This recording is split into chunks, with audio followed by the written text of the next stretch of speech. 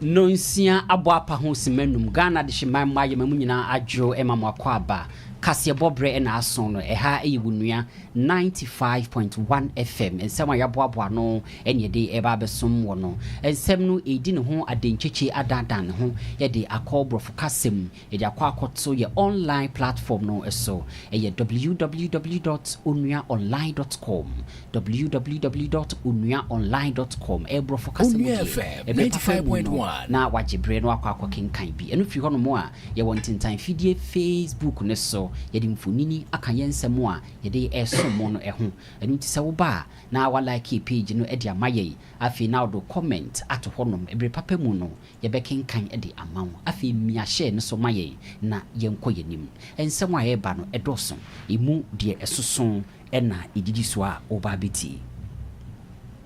Onua ana swafo hwe apomdinsem so ekekan sembi edefa nesefo ayentu omo ekanan eye omo se o kiremu anaye aban dada no na penso na sade no ehya se nei dom kuma no so omasori omo de aba mo se hehe enye sanete Subon to be dani butu ye ewo uti mantem ni mu ma ye se nipa be se dunum ena hwere wonkwa ekoya areho sempa ene omapenya be die Professor na Jane Opukwajiman akwa kopim wo hono mo edi donation kese pa akwa akoma amamfo no ensem ben so ene wo ka kire won eba Enam atorenchema ya ekoso ewo etivido epoye mantem ninti nadmofo mpanyifo edi nhihye bi egu apono so wodeboa amasanyema we eso ati Krabo Kotal ewo ayensua no district ni mu epoye mountain eastern region adesha ewo hono mo ene wani abrese krodom obepie mu ewo akachi bi ewo nkran hanomo ede ebe ntina ma adeshi eni abere ensembei enwo kande kire aban ni nyina eba ewo kasebo yi mu sisia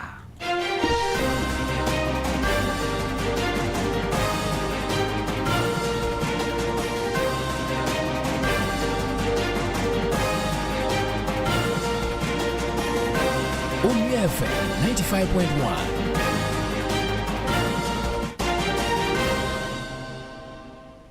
ensem ahodo bebre ye ka we se no ho na yaboaboa no asi nkunwa donhwe baako ne de eba besom ese kasebo ena anwumre akenkan fo no me ye frɛ me Abubakar Sarpong mene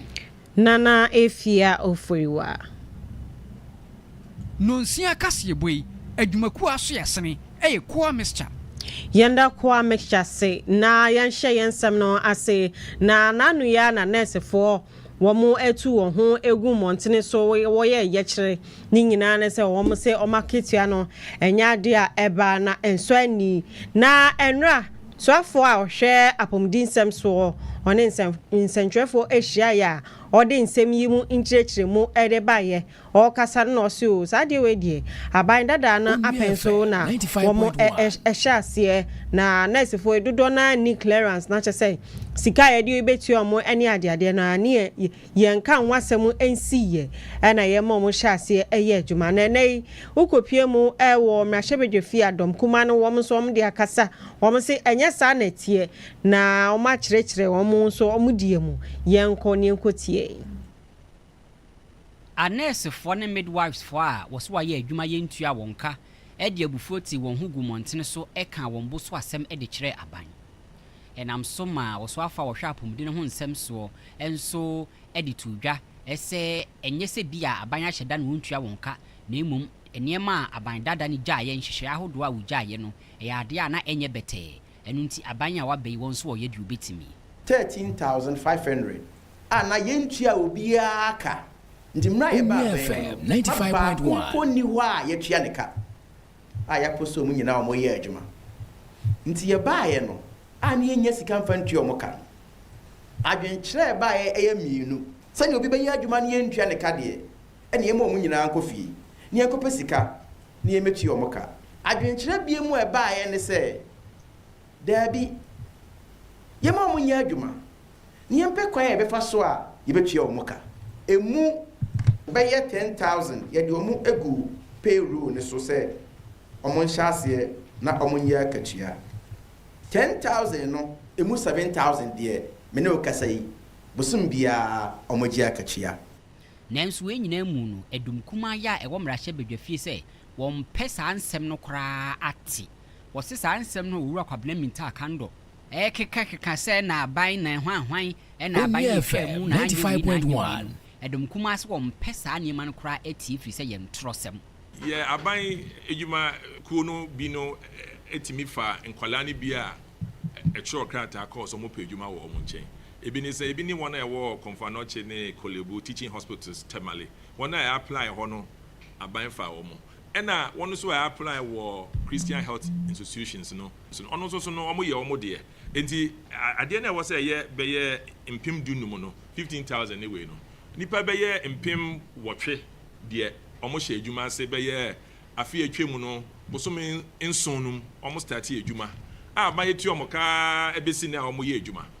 na chese aban foforo aba enti no ane se aban no be cho se kratai aban we demand aban bia ma o kratai financial clearance na e wo mmre a e wo se twem but emre bia no se de ne si a obi a chro kratai na o ma sanso aka se Onua FM 95.1 but no mo mpese o mo de sika ne ma wo mo njoma nchro se ade na nkwala na nkasa na e ko abonten koye demonstration ebra we nyina ekoso no nurse for ene midwives for ne de wo de wo hwehwa ne se wakatua ene hihye mapa ya ebeboa wadwuma asem no ebitumi akoso na aboa wadwuma na chese ukopie mu ewo mrashebedwafi a dom kuma no Dr. Yuwe Friye ono ranking member on health committee ade onso odina no eto asem nimu encheye ena atrenchen bi esiye ewo uti mantem no emu yese amamfo bi a wonam river uti ne so kɔ baabi akwakodu ndwuma no subonto no kɔdane butu ye ekowi ase na nipa par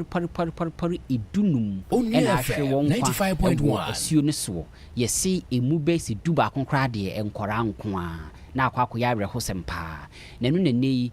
Professor Nana Jane Opoku Ajeman wagina aban anamu na wakokuru ni so hono na wone adehye abusua ya wo ho aka no wono akwakotwetwe nkomo wo kono wa kono ensapan kra wode emu mage no yese wo ha afei wode nsamina nso enaka edu 10 cartons of soaps ene nso wode koye afei net ya addition bitimi adamu na abo ho ban free ntontom ho mosquito net ene nso ebi eka ho anwa ene niam ahodo bebre ne ka ho entade mu ntum ya yehye ede boye ho ban ansa na yakwaasuo so ne yefe ne live jacket no ene nso maami de bi ekoye ni nyina mu no wakasa aka kire amamfo no so nko akoma nto won yefi se aban ejina wachi e wo sa atrenchemu a ato won nyina emu ni bebre kan emo ne pesa motene se oya no amofam no enya mo kwa mo yawo na bibi nso ho yedu bebi a ginyame no bem gino ono no betimi amaye asomdwe a ye betimi ede atena ede aso enoma emutus enti ye besre ye nyina yanka mo na sade mpanifo nso kanare chichi de ye gene nipa ho enti sa eto sa anto ato ye nyina ekwan bi e befa so beka bibi kakrampo ama obi re achichire ye bibi ama wo hu se nsoso wo no wo ma no anka ya na enu soso behia bebre Professor Nana Jane Opoku Ajeman 95.1 abigechire ema Ghana yentoa so yenko ensanfufuro mu yeguso aginemu ewo atorenchema ya etesisi ewo mantem na ukopie mu ewo North East region etifido epoye mantama eyade disaster management organization no eye nadmo wode nhihye ahodo bebre na egu apono so senebe ya beboa ama atorenchema ya ekosoro no ebeba fema na se esobete kra na no wo behu ana obeka ya ade Abagre dam no ene Kompienga dam no wo mu bieye na wo mu bieye no ebeto odwase nipa ba ku bi enam so ama wahwe ne nkwa eno so eho asem aba na mpanyinfo nso ebo nadmofo abaso pa say atorenchema ekoso ni nyina mu no wo mo hwe eso ano eboa ama woni aya wo mo ho ka no wo mo nya emoa na ukopie mu ewo mantem ho a niam bebre na ya title mo ebi ni se insu a eyiri insu yiri eyade ekoso ewo ho no saa so na eponframa so etumi twi efa atememfo so ukopie mu ewo kwaya hodo nso so a na se mebi a enwu adoso pa wo hono ma aya na ijanso title hono na mebunu nso yakase omo atu ho egu numone so ebi onso nkwanhia yade ekosoro wo hono pa na ne atwansunumu kra ene se insase ho manso ene ahinsemu ntokwa eyade no so ekoso ewo mantemu ho na ye kase nadmo mpanyifo omo honom edi nhihye bi egu apono so se ne be ya beboa amasa niam a eba eha dwinye pa no akofem Onua FM 95.1 ye kasa wodi dwumedie bi ahihye so no International Day for Disaster Risk Reduction wodi ahye ho fa no ekoso ewo wiase afa na nyina na senti eda so Potokwatem o say fund resilience not disasters ni nyina ne se wo hwe kwan a wodi nhihye sika ebegu hono ma asembi eba wo metumi aye na wo maboa aso ano na ukopie mu ewo etifido epoye mantama nadmo mpanyifo anase panyin kwantwefo wo nadmo ahaji tahiru eyade a wakasa odi atotememfo nyina anim se futu ayaye de momo se wo mu ndi so se na be ya atorenchem bi ba wo ho enka bebre no wo mu endi so. If you look at National Disaster Management Organization, Onua FM 95.1 formed in 1996, and so transformation, as they say, if you are an organization and you don't also transform, then it means that you don't know what you are doing. Gone were the days that any mention of NADMO, people think of relief items. So indirectly meant that we were responding or reacting to disasters and not investing in resilience. And with the space or the speed at which disaster is now increasing, very alarming. And so National Disaster Management Organization, together with other international disaster management organizations, realized that it is high time we rather invest in resilience Onua FM 95.1 in disasters, simply because it is more cheaper to invest in resilience than when a disaster happens you are trying to respond. You just saw the campaign Ghana Health Services rolling out that has to do with HPV vaccination. The point is that these are personal issues that the repercussions are so dire on individuals and families. Now, if you take the advice in the first place and then you adhere to whatever they are doing or they are saying, you are going to save a lot of money, because assuming you don't adhere and then you fall sick or you fall victim of that, who is going to pay your hospital bills? And Onua FM 95.1. So investing in resilience is much more cheaper than the disaster we are all talking about. NADMO has shifted for a very long time from relief distributing agency to a more resilience building, especially community-based resilience building plans. Eni a woti ye Ahaji Tahiru na chese okopie mu ewo etifido epoye matema nadmo panyin kwantwefo ono na woti ne nken na enye ono ko a ne kasaye matem honom soafo Ibrahim Tia ono so abo nadmo abaso papa o say omo aboa pa madwumedie ekoso nyina no ekọ wano yenti nsema ono so edi tudwa. Northeast Regional NADMO Committee sat together. Onua FM 95.1. To see how they could sensitize the various communities who are living around the boundary,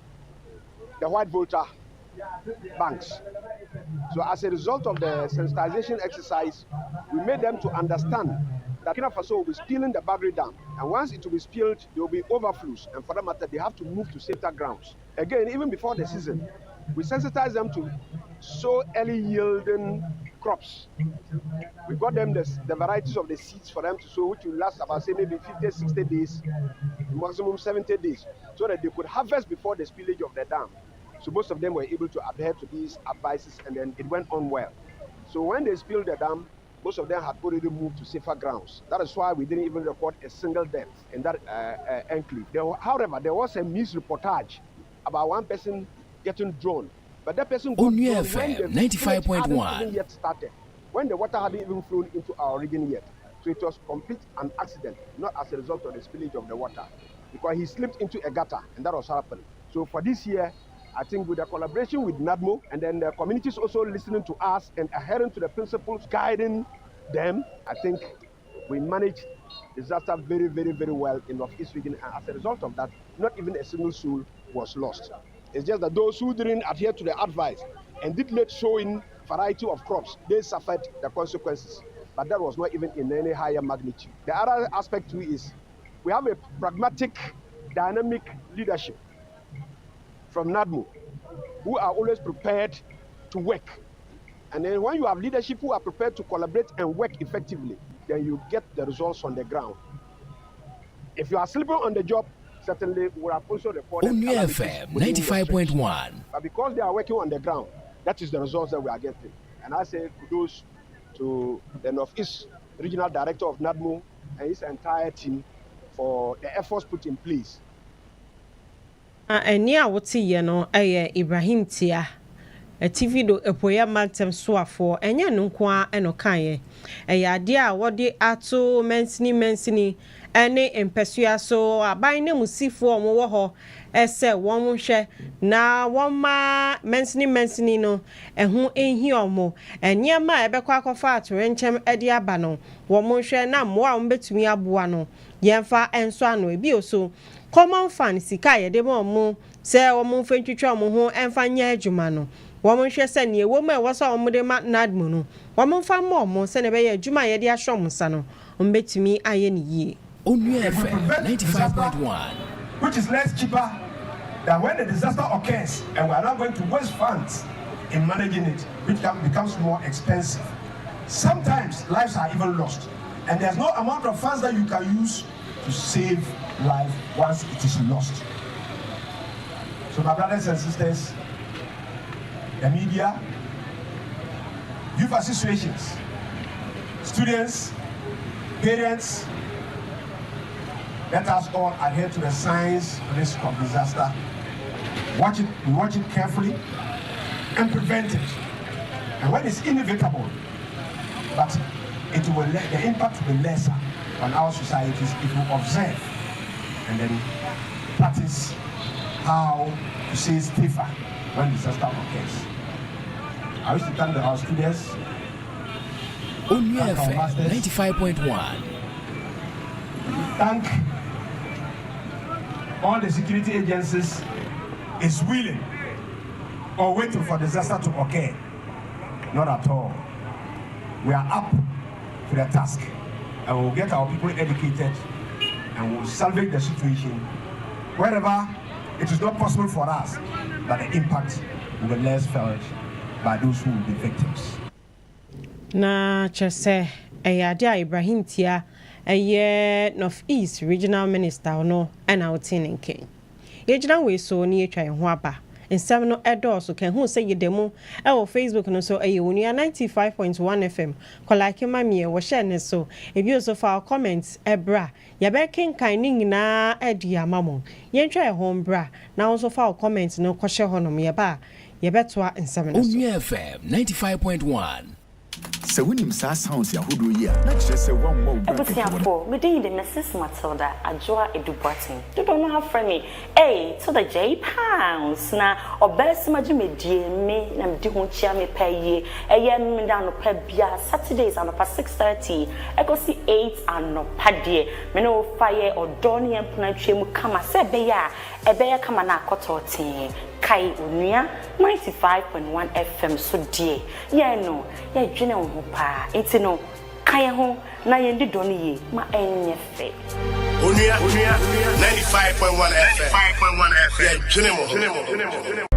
Midi Eddie JB a free Ejuada Ekopim Efiada between 5:30 to 10 a.m. Yeah, the Sempa Jumedi Edinburgh because we are the co-hosts. Me na ya brefot na konwamua. Sema free Ghana and I say e wo hanu ina yedni na besomo. Na ewie Ejuada Ekopim Fiada de na ne memenda so.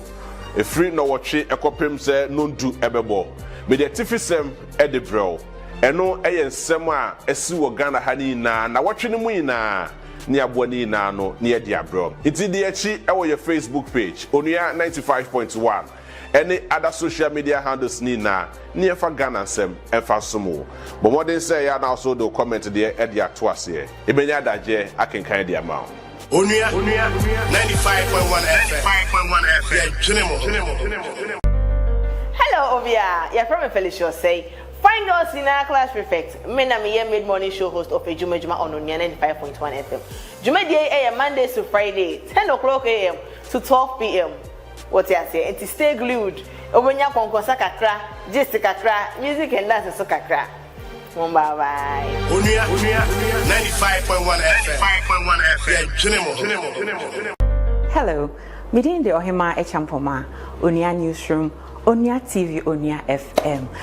Ejuada Ekopim fiada bia e Onua yensem so me de energy de ensem semwa etwegwe wa be fonten tan so ene ne ekoso ewo boom Onua 95.1 FM Onua 95.1 FM fa o comment ne to hono mo ebre papa mu no ye be kenkan e de amawo like page ne maye na mi a share ne so anaso cross link no che ema afofronso sa enkabi ye ko ensem foforo mu e ye nkase boyi emu ye ko krabo kotal e ha eye bia e wo ayensua no empesua so e wo epuye mantem eastern region mu e na adehye ni mu bia wakeka wo ho abomu na wo se ye frɛ won concern 95.1 krabo kotal utuanamon e free kotal krumu ho no mpotam ho boabo wo ho ano e biduru mu e wo enkran ha no mu a Wokopie mu ewo Commission on Human Rights and Administrative Justice Shraj akachi ena adehye no ekobodi mu adenya osi bibi koso ewo mpotamu ho no mu a odwene ho a bonte ase osi fi January opapa obosumi ni mu no tututu bi koso ema nipa binum fa mu hwere won kwa ebesi ne ehwehwemu bia enkoso ema ebusua a wadehye wu ye no ekame akwasi wani atutu ato nsem enunti adehye aba Shraj ho no mo ese mpanimfo nya bibi ma won na ensem ni mu nhwehwemu no enkoso se de be ya enokre ebitumi adedie yentie won adehia efiri mpotam ho no mu kroma ene mabunu akuaku na keka won ho bo mu na wo ba enkran ha wo so wo di petition e de bre woni a wo hwe emra ho nsem so hwehwe ensem mu na wo hu nokra ewo mu law enforcement agency se wonya bibi mfa ma won ifise de ekoso e wo mpotam ho no mu no wodwene ho awonte ase wo si January opapa bosumi no e yade a etututu bi koso e wo krabo kotal mpotam ho na enam so ma amanfo bi ehwere won kwa ebisi ne nya ade enokre ababetodwa enu nti wo se aban mu mpanimfo empower abadwakuo na wonye ensem ni mu nhwehwemu nkosi ase se de be ya won a won ho kan ye no won so betimi ehunu enokre no enti se sani pe nyina nenam eho na police fo entimi ankɔkyere won de a ene na ye be ye oyekere enam mra kwan so se police fo a ewo kota no ye ne won entimi entra kota ho biom esa ne se wo ho boy ye nyina ho ban na obi timi twituo ekum nipa na wentimi ankyere se nipa ne de a ye hu se woni yen 95.1 kota ho amanfo yi se sempanimfo anhwe anye de wo hwehwe na wotwe mienu ntam a ene woni ode mra behye won nsem na woni ototo se atu kunkum nipa no obetimi ayon de obeye won yesra aban se onye nhwehwemu a esefata animanim ya sente saade a na watu mienu edi yanimu yi sa aban ntu anamu bi a oyekere a yebeye edi etia won no ohu bida e Ghana ha. We adishie binom a wakeka won ho abomu wo se ye frɛ won concerned citizens of Kraboko ta wonu mu asɛm no. Yemfri Krabo na yenko kintampo na netimem form walking tampo omati asem de ni nyina ne senche kra wo ba be pagya honom na ehon so aye krabehwe na aban na musini a walking tampo no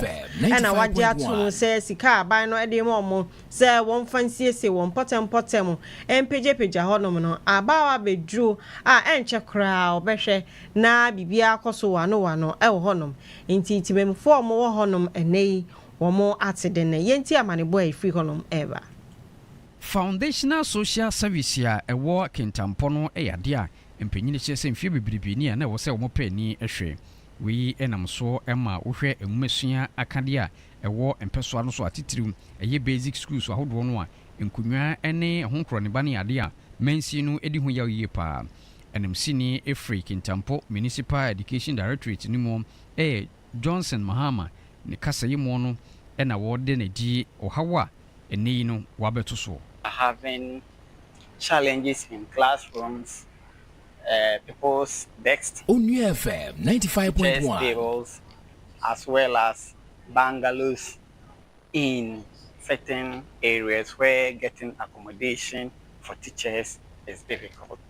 Nanso how ba ko a eda bedwasere de pa e wo mpeso no so eyinsu ehu akwa atwe na enumo no timamufo a womo ewo babatukuma eno eyade a womo edi ho abenipa womo ekyerese ensuo ho akwatwe sempo eduru opebremu a esuafo bibribi na ne wone a womo etitifia womo enko school ensuo eni ho eduru pebresi a gise ye MP anase assembly no ye pe cars a ye be sensuo na enkroma nkron kitwa no omo ho no omo anyensuo kura eden anom eduru pebresi a bepacho school kokura ayede ema enkromfo omotio esanse esokura maame ede be no aduade kura ebinio kampese ne ode be ede ode be dwane Onua FM 95.1 kade ena fe nsu eho akwa atwe e wo mpetem ho a akwantimpon nsem so enam so ma akwanhia sisi no nso yade a ha adwene yi pa won ekyese kwan a efa eye kintampo no emu no yade a kyeseni no ha adwene enti dudro na wone a wom esuro sanse kanea eni sa akwantimpon no eso kintampo enin 1 week aye nya accident because traffic light ni nya adwuma moto bonipa trage bonipa boboye bonipa ka bonipa na won sam ni nyina anoyi no abankra chipanyi no esi sudua ekyese wom guso a wom keka niema nyina esi ani apeska boten a wom betimi aboa na sa niema we nyina anim ya no wom aso ano. As I speak with you, sites have been identified, some of the classroom blocks, some of the chips compound, some of the water facilities that are going, and the long-awaited traffic lights, which the center of Ghana has been having 95.1. So we are hoping that before we get to the end of next month, some of the contractors that who are going to handle this project will be on site to start the execution of the projects. And which you won't hear quite any bush, a woman shares a kintempo, one be woman, Nafi, Abe, Crabberry,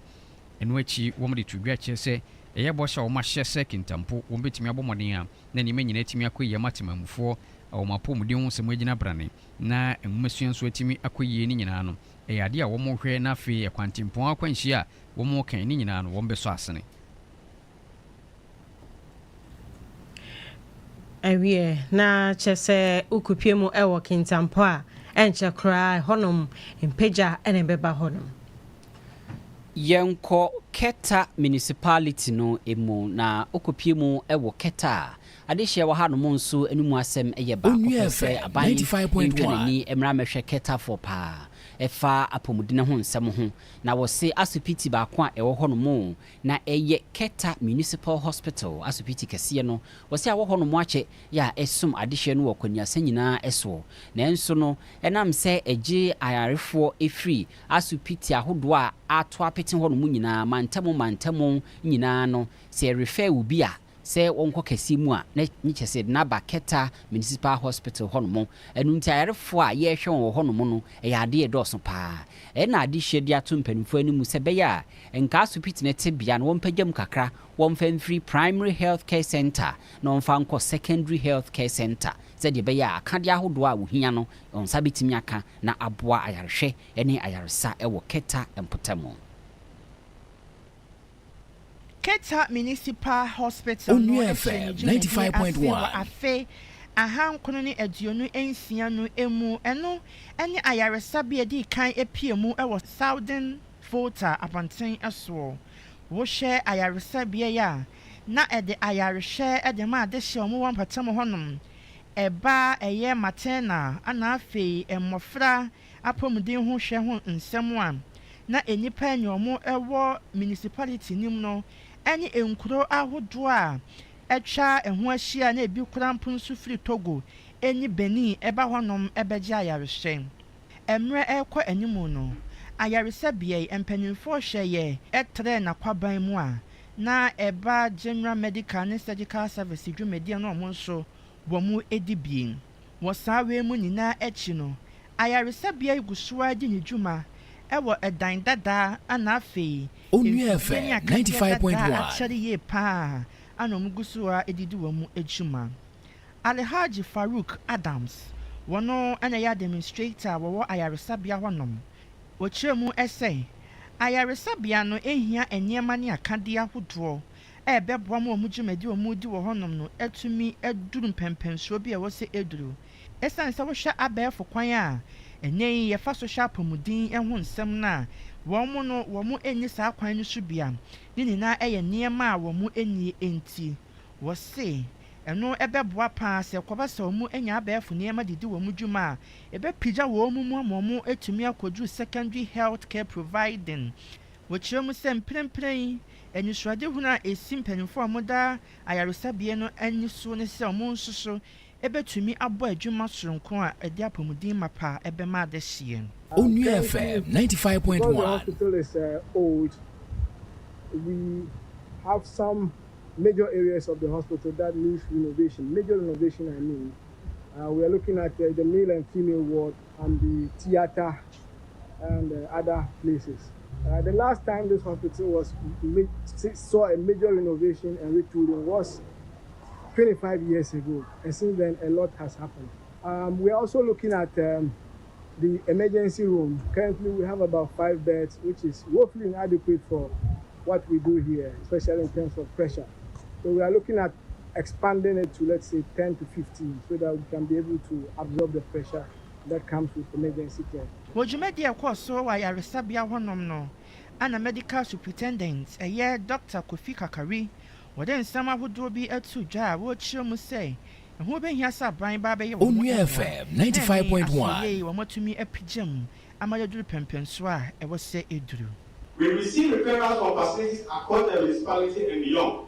2023 to 2025 half-year performance review. Our OPD per capita has increased from 1.4 to 1.7. OPD attendance has increased from 28,359 to 37,884. We amanebo a apomudene eho nsem a yaboaboa no na ye free Keta mensini no emu efa Keta Municipal Hospital ani de mpanimfo eka ade afa ho na ye de asom wo no yenko ensem fufromu na nadmo coordinator wo ayawa so west impesuane so Theophilus Gakpo ana odi efutuo nyina edi ama ema a wo didwa wo moton ade ewodwo se ya ukodwoma enkonua aduane e wo honom ye wonkofo mu nua aduane wo dwom honom a moton wo de kona kotobi e wo monchen odi tudwa wabra wo kasa efa kwan a ye nyina ye betumi aboye ho ban efri ejahihye ene niama bia ekeka ho na abra one media fo na sensentwefo kasa no na penyin kwankyerefo de ma nadmo wo mpesuane so ebi oso osanso edi ato obi bia enim se wudidi a hunu bebi a wodi rubber ne bekwa akoto se wunu musu ahwe no wanto abonten enye ni nyina kan bi na ekrom ha no ayefi enwura wo tike ma obon se we fa ha na we afa ha efra ma bokra de eja yenti nsem a owura edi tudwa hiya kasipa nti ne Onua FM 95.1 mabese beba bahwe e wonne ne yehunu ma se ne ya trotro na si na ne dom beteki na se ma aso de mani de atu nti mabese ehwe se de mo ye ni na ye na mba so se ye ne kure nti sisi ye mje hede be aso me boss ba ku ka ho anso no ya se me ma wasan so PM nti ye ba ya kan sa se kakra da ye ntumi fi akwa enko because of nkwala no ntare hye me de bia ade no me di pra ye de ama wonti ya pe bibi kakra se de bi ja ho na mo fa hwe akire na ye nko office ya me aduma ye kwaku wura ye o yisim se ye mampanifo so te a wo mo ba na wa baba boa me hu se asa manu abo no homode kakra na ahode na wo fam wo twebro kakra bi gu anim ha o ma san he blo anti si me kwakophwe se benya cement ani anwe shi ya hwe se betumi amantu rooms bia because okura nkwala Onua FM 95.1 e be hwe se betumi abo no wetumi si 2 rooms ahwesa na ahwesa na ne blog twam no anwe shi tin.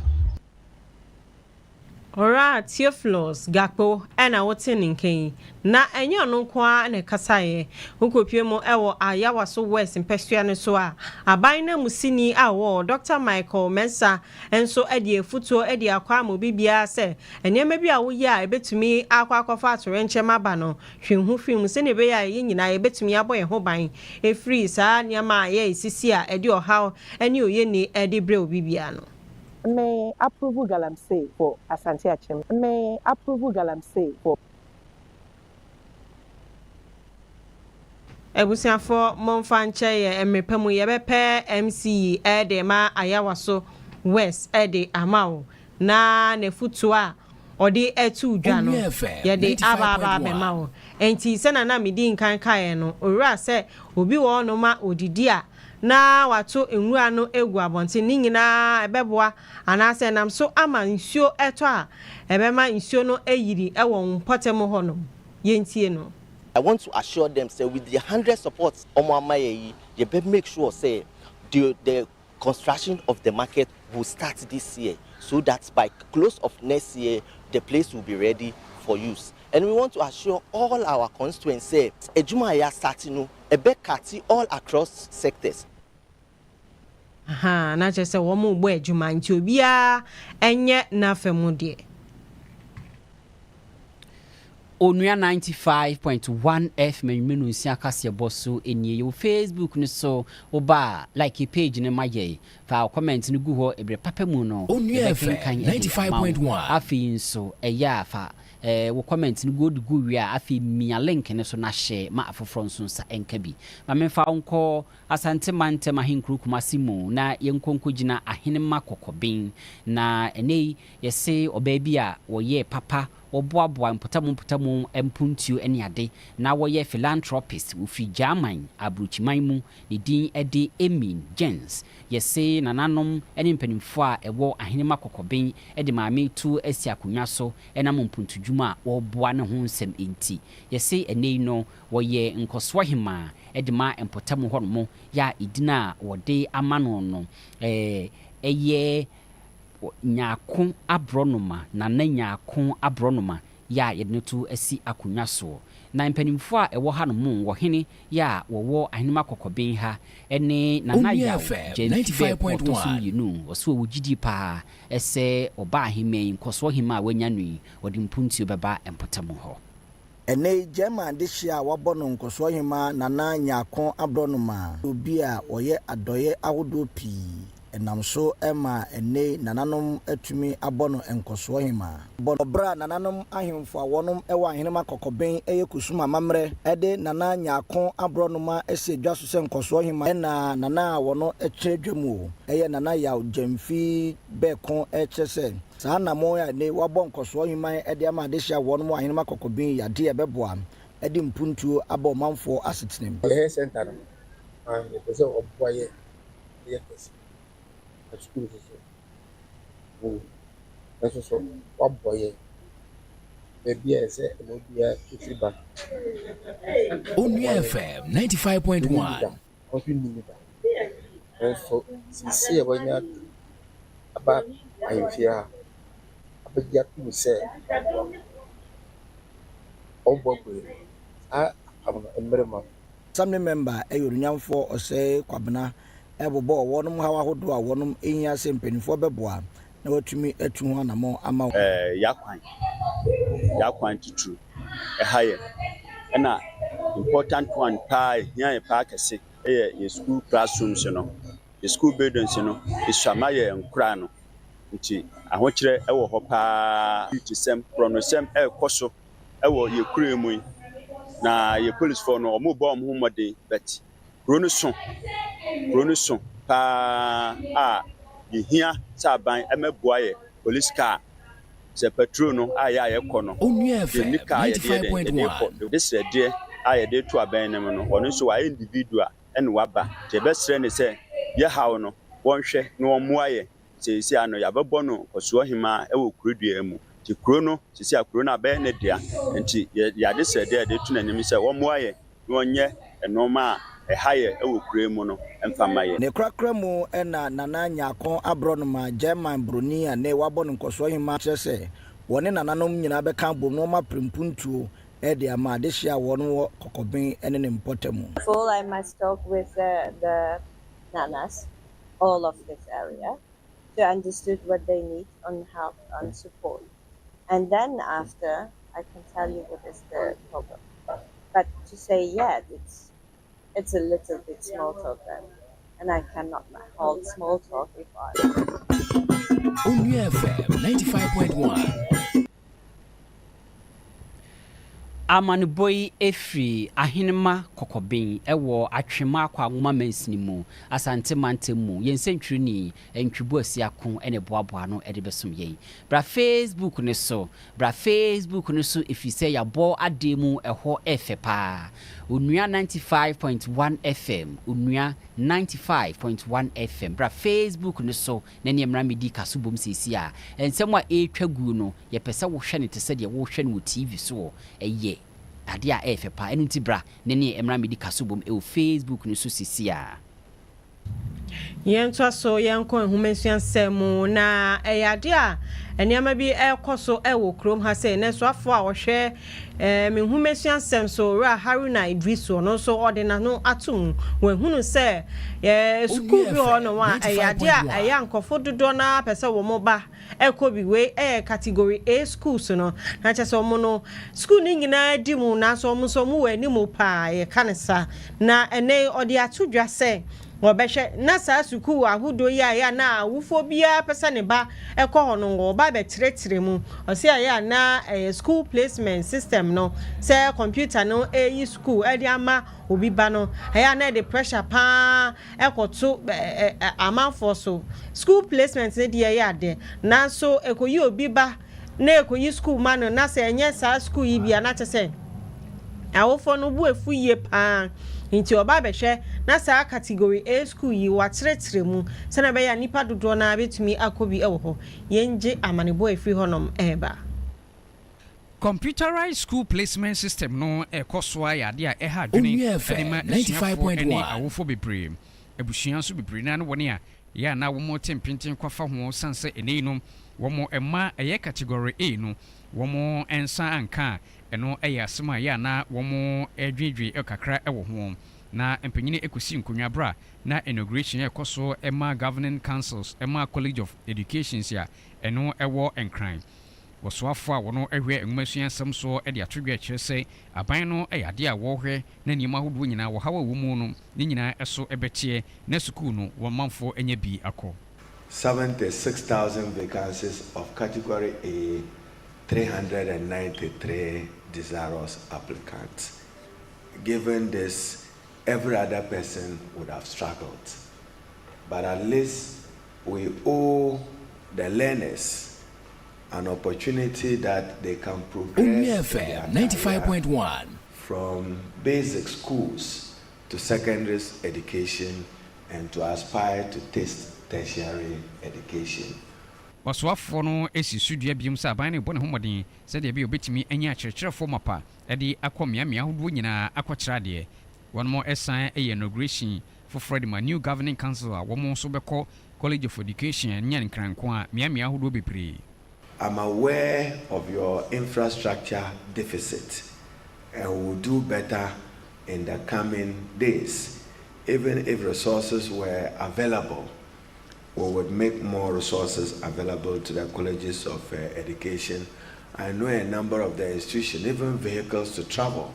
and to undertake basic visits to educational institutions is lacking. I know some of the institutional heads Onua FM 95.1 as 18 years. That is not good enough. And which Ra Haruna Idrisu, Eddie Amanabo, Eddie Tudra, Sabano, Ebon Homodin, Nafi, a year, a Katua, Nase, book and research allowance Yahudo, any academic staff for any more college Yahudo no Makatuano, said they be a big nabran in Ayakono. And Monsieur Suya for ye, assigned this issue, Bimo, essay, and you know, one more bombardier. Na womu atrete bibia mu ne fa mmasua emo se be yakono afa man mu baabia na chese swafo hwe ehumesua semso ono nidino aye ora Haruna Idrisu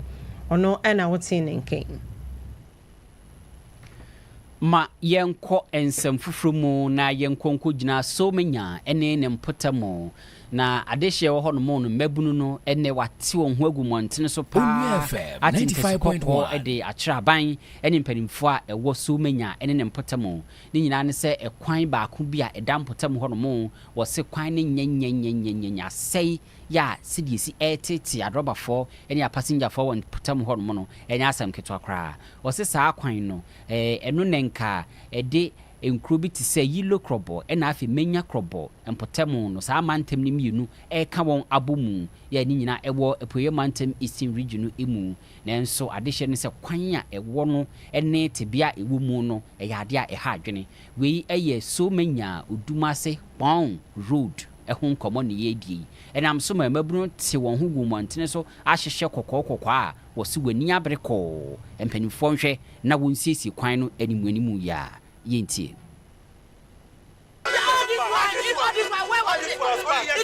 Onua FM 95.1 I thought we were out of the sharing. Saying the good things for us. I don't know Papa how I was easy man. I was sincere.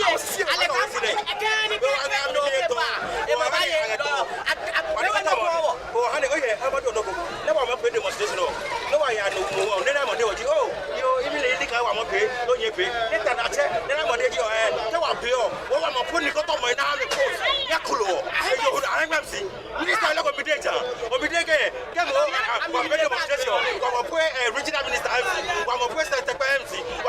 why are you telling me that? Since 1992, and you want me to be working on Dusty Road? Master, I'm not in the village. If you say I want to go to the village, if you say there's good roads over there. Onua FM 95.1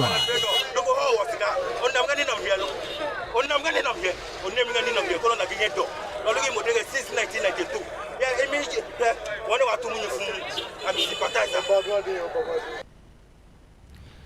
we eye Dangme Youth emebunu ya woso akeka mo ho abomu Dangme Youth for Development demonstration chichincha wode ehye so ni nyina ne sete bia so menya udumase bon ekwan no ewumu no wose eye debi yentoa so yenko yenim na ukopie mu ewo Holy Gardens a no ewo Nkranko do ewe mu a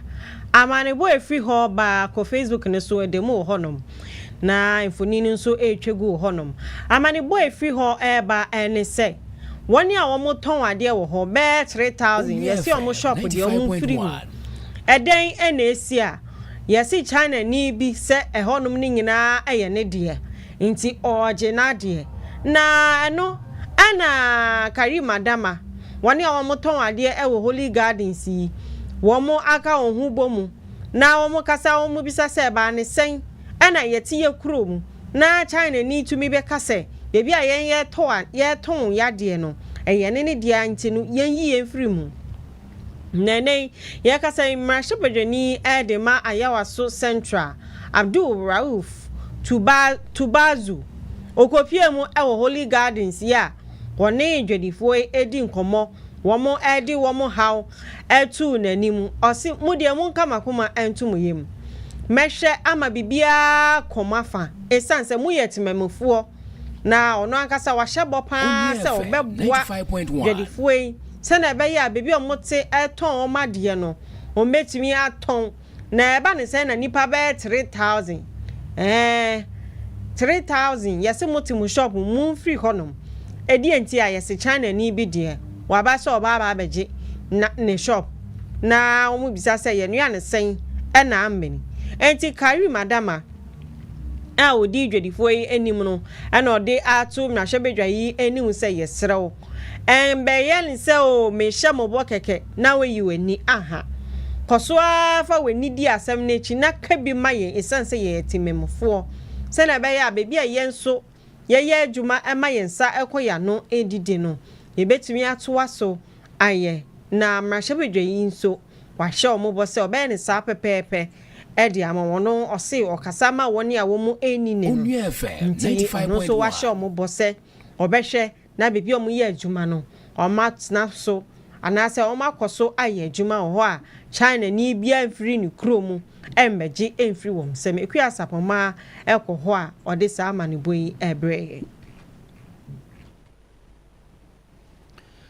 yɛbɛtwa so akɔ yɛnim ɛwɔ nsɛm foforɔ mu wɔ yɛn kase boyi emu na sese nsɛm a yɛduru so no ɛno no efiri bia baako a ɛha no mu ɛyɛ akyem akoase hanmo eye Poyemantam Eastern Region no emu na wohimpopro ewa hanomo na wo kasa ese mabu na wa hanomo no adwobrɛw wonye din enhwema asomdwe ho nsɛm enkoso ade be nti na papa yi eka nsa na wohene ya wo akoase honomo osabarima jesi ya ni di ba ko eka ho se aduako boaten otosum yimu Onua FM 95.1 se wonya akomatoye mu na wonhwe ema bibia nkoso se de be ya empuntuo hu nsem no ebetimi ama ne homene so ewo ehonomo na wi eye bra na dwumadie bi ekoso ewo empotamu honomo na papai ekasaye matu kontihine a wo kwiase onya kontihin bio okoi teleba bi a wontin france o kontihine asem kwa ye kan odwane ye o se ne yam ya no ya na de mesre mabu ne se omunya botre mo obi anya basabasa bia na going forward no yantan se na busuafo so promise say wo be nipa foforo baba ebe na atwe me ntam ya me da mo nyina ma se ana anya sa so ne ye pen okrom ha na obi asebe wo be di akonwa wonya enfie miensa kra no woni nkrofo bi ayadwen ewowo ukrom hene ase emra tie monye sika wei na mko demonstration engense mukrom hene se yetumia kwanti una di made mebusu afo so ntumi da biara da esanse nyuma pa me okrom ha ka che fiase ba se efri na ekono kwanti no ofri krom ha miti mi ka so makrom ha na mom efri na ekono onye kwanti no okase bia maturo